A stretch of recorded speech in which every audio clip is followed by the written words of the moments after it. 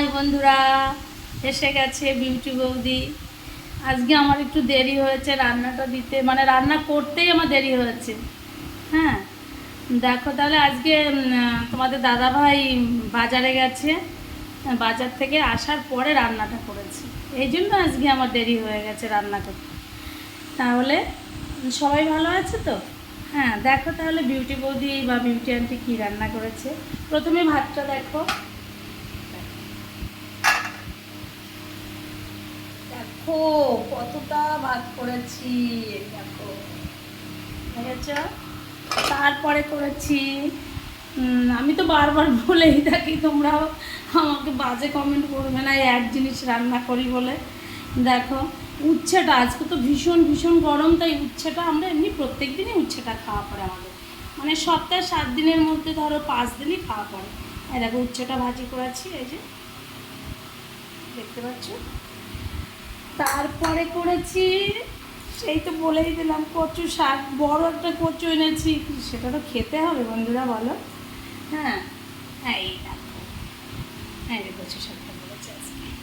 আজকে এর মধ্যে কোনো ইলিশ মাছ নেই, ইলিশ মাছের মাথা নেই, শুধু রসুন ফোড়ন আর শুকনো লঙ্কা ফোড়ন দিয়ে করেছি, ঠিক আছে। আর আমরা তো কচু শাকটা ভালো খাই, তোমাদের দাদাভাইও খুব ভালো খায়। আর তোমাদের দাদাভাই যেটা রান্না করেছি সেটা তো খাবে না, এই কারণে এটা করা। তারপরে করেছি দেখো চিংড়ি মাছ, গলদা চিংড়ি, ছেলে খেতে চেয়েছিল, চিংড়ি মাছ এনেছে তোমাদের দাদাভাই, তাই গলদা চিংড়ির ঝাল করেছি, বুঝতে পারছো। তারপরে করেছি চাটনিটা, আগে দেখাই আমের চাটনি। খাওয়ার শেষে একটু চাটনি না হলে ভালো লাগে না বন্ধুরা, তাই করলাম, দেখেছো। আর আমার ছেলে খুব ভালো খায় চাটনিটা, এই কারণে আমার করা।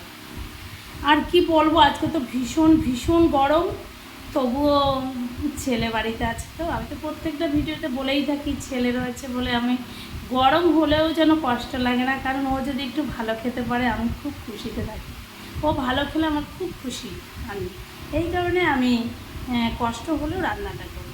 তাহলে দেখো রান্না করেছি আজকে, ভালো একটা জিনিস করেছি, মটন।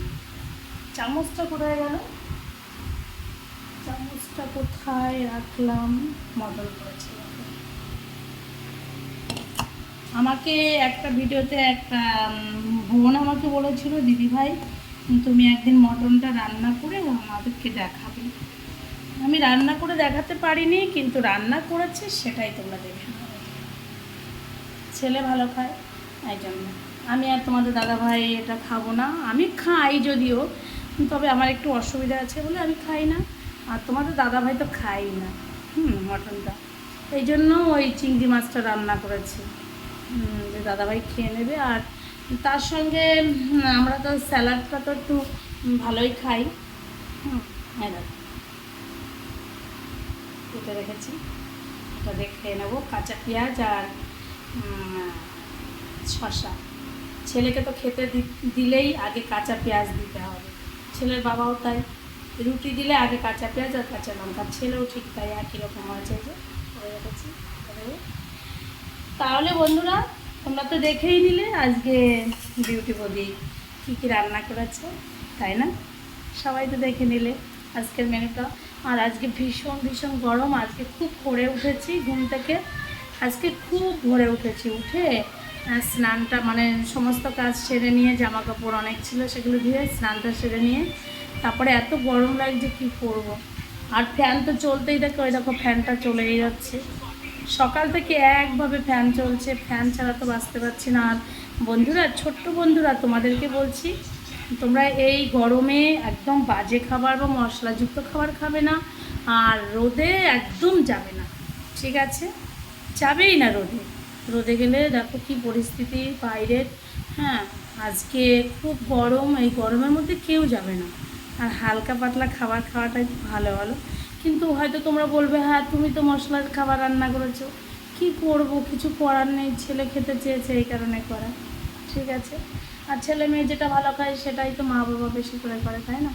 হ্যাঁ, ঠিক আছে। তাহলে সবাই ভালো থেকো, কেমন? টাটা, রাখি। হ্যাঁ বন্ধুরা, সবাই ভালো থেকো, বাই বাই, রাখছি। হ্যাঁ।